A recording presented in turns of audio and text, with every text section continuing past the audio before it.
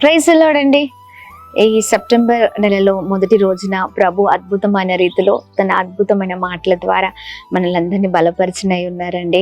చూడండి, 2 రాజుల గ్రంథం 20వ అధ్యాయం 5వ వచనం ద్వారా తన మాటల్ని ఇదిగో ఇలాగ మాట్లాడుతున్నారు. నీవు కన్నీళ్లు విడిచుట చూచితిని, నీ ప్రార్థన నేను అంగీకరించి ఉన్నాను. ఎస్, అవునండి.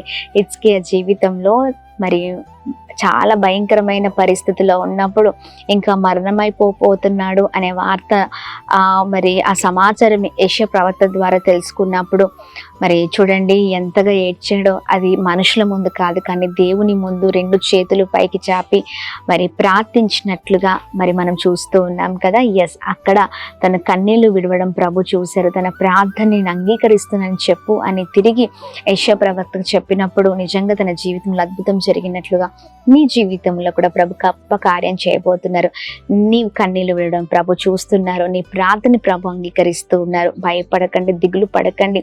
నన్ను ఆదరించేవారు, ప్రేమించేవారు, లేదా నా మనవి వినేవారు ఎవరు లేరని మరి బాధపడుతున్నారా? లేదండి, అద్భుతమైన దేవుడు మనతో ఉన్నారు.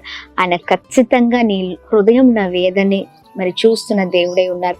నీ ప్రార్థన అంతా కూడా ప్రభు అంగీకరించి హిజ్కియా జీవితంలో చేసిన అద్భుతం నీ జీవితంలో కూడా చేయబోతున్నారు. Praise the Lord. God bless you all.